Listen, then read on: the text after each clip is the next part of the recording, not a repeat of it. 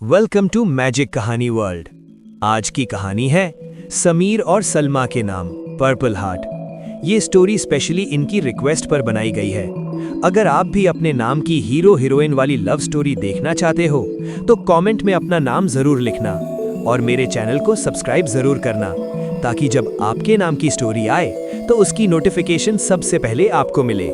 Bell pink heart. तो चलिए start करते हैं आज की मैजिक कहानी, एक खूबसूरत लव स्टोरी।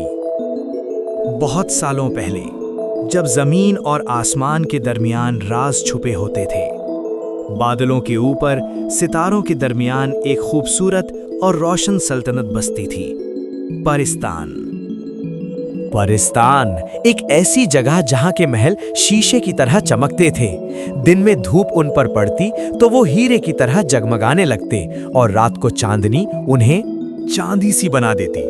बागों में रंग बिरंगे गुलाब, चमेली और नरगिस खिलते थे। हवा मीठी खुशबू से भरी रहती। जब रात होती तो आसमान इतना पास महसूस होता कि बस हाथ बढ़ाओ और सितारों को छू लो। इसी रोशन सल्तनत के एक पुरसुकून कोने में रहती थी एक नूर सी लड़की, सलमा। उसकी आंखें गहरी नीली झील जैसी थीं, जिनमें देखकर लगता था जैसे पूरा आसमान समा गया हो। उसके बाल काले रेशमी थे, जो हवा चलने पर लहराकर सितारों की रोशनी समेट लेती, और उसका चेहरा सुबह की पहली रोशनी जैसा चमकता हुआ। लोग उसे देखकर अक्सर कहते, ये लड़की परी लगती है, शायद परिस्तान की सबसे खूबसूरत रूह। लोग यूज देखकर अक्सर कहते, ये लड़की परी लगती है, शायद परिस्तान की सबसे खूबसूरत रूह। मगर सलमा सिर्फ खूबसूरत ही नहीं थी, वो दिल की भी साफ थी। हर सुबह वो बागों में सलमा अपने वालिद रहील के साथ रहती थी, जो परिस्तान के सबसे ईमानदार और बहादुर सिपाही थे, और उसकी माँ सायरा एक नर्म दिल और समझदार औरत, जिनकी दुआओं में अजीब सी ताकत थी। उनकी जिंदगी सुकून भरी थी, घर हंसी से भरा रहता। शाम को तीनों महल की छत पर बैठकर सितारे गिना करते। लेकिन कहते हैं ना, सुकून ज्यादा देर तक टिकता नहीं। एक दिन परिस्तान की खूबसूरत फिजाओं में अचानक उदासी छा गई। सलमा की माँ सायरा अचानक बीमार पड़ गई। परिस्तान की सबसे बड़े हकीम बुलाए गए, दुआएं की गईं, नूरी झरने का पानी भी पिलाया गया।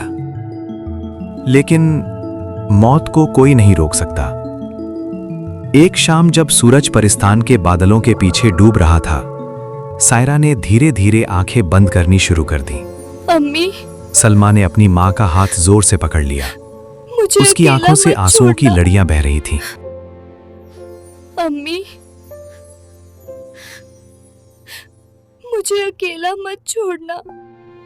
लेकिन सायरा कुछ कह न सकी। बस उसके चेहरे पर एक आखिरी नर्म सी मुस्कुराहट थी, और फिर वो हमेशा के लिए सो गई। उस दिन परिस्तान के बाग भी जैसे चुप हो गए। फूलों की खुशबू भी उदास लगने लगी। कुछ अरसा यूं ही गुजर गया, उदासी और खामोशी के साथ। फिर एक दिन रहील ने मजबूरी में दूसरी शादी कर ली, कलसूम से। कलसूम बहुत खूबसूरत थी। उसके चेहरे पर बनावट की मीठी मुस्कुराहट रहती थी, मगर उसके दिल में जलन और लालच का अंधेरा छुपा हुआ था। कलसूम के दो बेटियां भी थीं, हिबा और सवेरा। हिबा ज्यादा बोलने वाली और जिद्दी थी, और सवेरा खामोश रहने वाली, लेकिन दिल की तेज और चालाक। शुरू शुरू में कलसूम ने रहील और सलमा के सामने अपना अच्छा रूप दिखाया। वो घर संभालने वाली, अच्छी माँ बनने का नाटक करती। मगर जब रहील घर से बाहर जाता, तब उसका असल रंग दिखने लगता। वो सलमा को छोटी छोटी बातों पर टोका करती, कभी उसके कपड़ों पर, कभी उसके बालों पर, और कभी उसकी मासूम खामोशी पर भी। सलमा चुप रहती, क्योंकि उसके दिल में अब भी माँ की दुआओं की रोशनी जिंदा थी। लेकिन कहते हैं ना, अंधेरे जितना भी छुप हो, एक दिन सच को सामने लाना ही पड़ता है। और परिस्तान की हवाओं में अब कुछ और ही राज पनपने लगे थे, क्योंकि कलसूम का दिल सिर्फ जलन से नहीं, बल्कि किसी और गहरे राज से भरा। जब कलसूम के पास पैसा धीरे धीरे खत्म होने लगा, तो उसके दिल में एक नया और सख्त फैसला जन्म लेने लगा। उसने कहा, अब से सलमा महल में काम करेगी। जो भी पैसा उसे मिलेगा वो मुझे देगी। इस घर की जिम्मेदारी अब उसी पर है। सलमा चुप रही। उसने बस अपनी मां की यादों को दिल में और ज्यादा मजबूत पकड़ लिया। कुछ दिन बाद सलमा को परिस्तान की सबसे बड़ी और मशहूर मलिका जरीन के महल में ले जाया गया। मलिका जरीन खूबसूरत थी, लेकिन उसका दिल पत्थर जैसा सख्त और मिजाज घमंडी था। वो अपने महल को अपनी सल्तनत की तरह चलाती थी। जब सलमा को उसके सामने खड़ा किया गया, मलिका ने उसे सर से पांव तक देखा। ये लड़की? उसकी आवाज में हल्का सा ताना था। फिर मलिका की नजर सलमा के चेहरे की नूरी चमक पर टिक गई। उसने ठंडे लहजे में कहा, रोज सुबह 1000 गुलाबों के कांटे अलग करेगी। अगर एक भी कांटा रह गया तो सजा मिलेगी। सलमा ने कुछ नहीं कहा, सिर्फ सर झुका लिया। अगली सुबह से सलमा काम पर लग गई। उसके नर्म और नाजुक हाथ गुलाबों के कांटों से रोज जख्मी होने लगे। कभी उंगलियों से खून निकलता, कभी कलाइयों पर छोटे छोटे जख्म बन जाते, क्योंकि उसके दिल में अब भी एक उम्मीद की छोटी सी रोशनी जिंदा थी। एक सुबह सूरज की पहली किरण के साथ सफेद घोड़े की आहट सुनाई दी। वो था शहजादा समीर, मलिका जरीन का बेटा, बहादुर, तलीम याफ्ता और दिल का नर्म। समीर ने बाग में कदम रखा। उसकी नजर सामने पड़ी। एक लड़की जिसके हाथ जख्मी थे, लेकिन चेहरा अब भी रोशन था, जैसे किसी नूर ने उस पर साया कर रखा हो। कौन हो? समीर का दिल एक पल के लिए रुक गया। एक मजबूर तुम कौन हो? सलमा ने धीरे से जवाब दिया, एक मजबूर लड़की। उस पल हवा रुक सी गई। फूलों की पत्तियां खुद ब खुद उड़कर उन दोनों के गिर्द घूमने लगी, बिल्कुल के ड्रामा स्लो मोशन सीन जैसा। हवा हल्की सी चल रही थी और दोनों एक दूसरे को चुपचाप देख रहे थे। समीर की आंखों में अजीब सी फिक्र थी और सलमा की आंखों में शर्म और खामोशी। फिर सलमा ने नजरें झुका ली और समीर बस उसे देखता रहा, जैसे वो पहली नजर में ही कुछ महसूस कर चुका हो। समीर सीधा अपनी माँ के पास गया। उसने पूछा, माँ, वो गार्डन में जो लड़की बैठी हुई है, उसके हाथ इतने जख्मी क्यों हैं? वो ये सब क्यों कर रही है? माँ, उस लड़की के हाथ जख्मी क्यों हैं? वो अपनी सजा का काम कर रही है। Salma, what are you doing?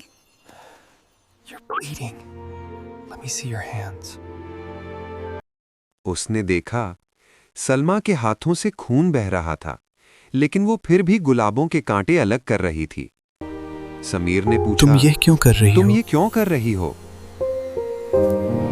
Salma ने कोई जवाब नहीं दिया। वो बस चुप रही, जैसे अपनी तकलीफ को अंदर ही दबा रही हो। दूसरी तरफ कलसूम ने अपनी दोनों बेटियों हिबा और देख कर सवेरा आओ को सलमा कहा, काम कर रही है या नहीं। जाओ देखो अगर पैसा नहीं सलमा मिला काम तो कर हम रही सब है या बर्बाद नहीं, हो जाएंगे। हमें पैसे मिलेंगे। वो दोनों हवा में उड़ते हुए गार्डन की तरफ आईं और छुपकर सलमा और समीर को बात करते हुए देखने लगीं। जब उन्होंने ये सब देखा तो वो तुरंत वापस अपनी माँ के पास गईं और जो कुछ देखा सब बता दिया। कलसूम गुस्से से बोली, उसकी ये हिम्मत, वो राजकुमार से बात कर रही है। अगला दिन कलसूम अपनी दोनों बेटियों के साथ महारानी जरीन के पास पहुंची। उन्होंने कहा, महारानी, सलमा एक खराब और चोर लड़की है। महारानी तो पहले से ही सलमा से जलती थी। उसके दिल में सलमा की रोशनी और मासूमियत के लिए पहले से ही जलन थी।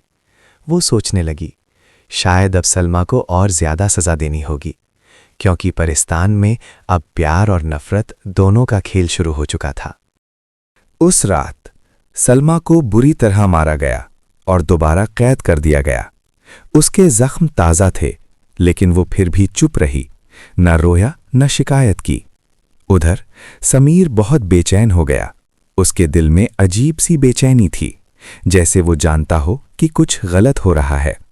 मलिका जरीन ने समीर से झूठ बोला, वो चोर थी। लेकिन समीर को यकीन नहीं आया। उसका दिल सलमा की मासूमियत को झूठ नहीं मान रहा था।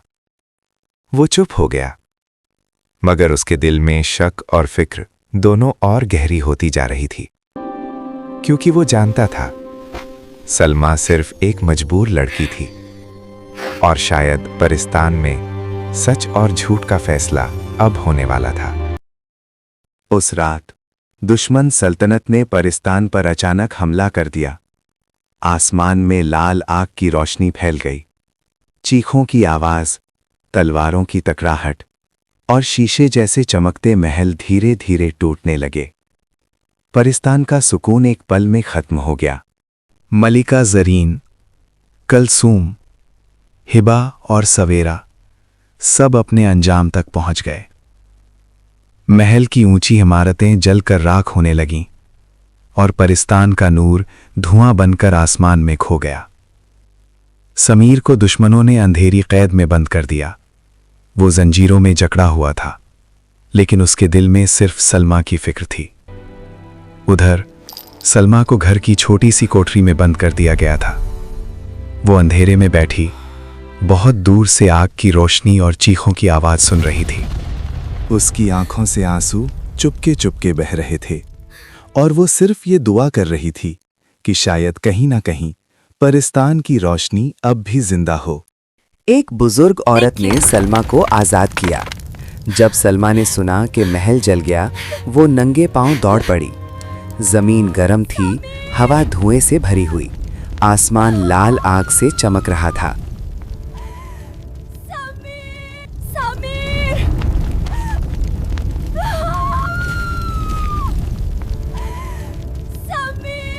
जलते हुए महल के नीचे से एक कमजोर सी आवाज आई, सलमा, मैं यहां हूं। वो समीर था। सलमा बिना सोचे समझे आगे बढ़ी। उसने लोहे का ताला जोर से पकड़ा अपने जख्मी हाथों से और पूरी ताकत लगाकर उसे तोड़ दिया। ताला टूट गया। दोनों ने एक दूसरे को देखा और टूट कर रो पड़े। आग के दरमियां, राख के बीच वो बस एक दूसरे को थामे खड़े थे। अब ना तख्त था, ना ताज, सिर्फ दो दिल। उन्होंने फैसला किया, हम परिस्तान छोड़ देंगे। वो जलते हुए शहर को पीछे छोड़कर खामोशी से निकल गए। शहर से दूर एक साफ बहते पानी वाली नदी के किनारे उन्होंने छोटा सा घर बनाया। वो दोनों एक खूबसूरत दूसरे परिस्तान चले गए, जहां सब कुछ नया था। नदियां साफ, बाग और भी हसीन। वहां दोनों ने मिलकर छोटी छोटी वीडियोस बनाना शुरू की। गार्डन में काम करते हुए कभी फूल लगाते, कभी हंसी मजाक करते। लोग उनकी सादगी और प्यार देखकर दीवाने हो गए। दोनों धीरे धीरे वायरल हो गए। हर कोई कहता, कितने खूबसूरत लगते हैं ये दोनों साथ में। कुछ दिन बाद कुछ लोगों ने समीर को गौर से देखा। फिर अचानक किसी ने कहा, ये तो हमारे महाराज समीर हैं। सब लोग मिलकर उनके छोटे से बहुत खूबसूरत घर पर आए। उन्होंने अदब से कहा, महाराज, आपके बिना महल वीरान है, प्लीज आप वापस चलिए। मैं सलमा के बिना कहीं नहीं जाऊंगा। समीर ने सलमा का हाथ पकड़ा और कहा, मैं सलमा के बिना कहीं नहीं जाऊंगा। लोग समझ गए। फिर सब ने मिलकर समीर और सलमा को इज्जत के साथ महल वापस ले आए। सलमा के बिना कहीं नहीं हर शाम महल के बाग में समीर सलमा का हाथ पकड़कर कहता, मैं शहजादा तुम्हारी वजह से हूं। सलमा मुस्कुराती और कहती, मैं परी तुम्हारी मोहब्बत से हूं। और इस तरह परिस्तान की कहानियों में लिखा गया, एक कैद परी, एक वफादार शहजादा और मोहब्बत जो तख्त से ज्यादा ताकतवर थी।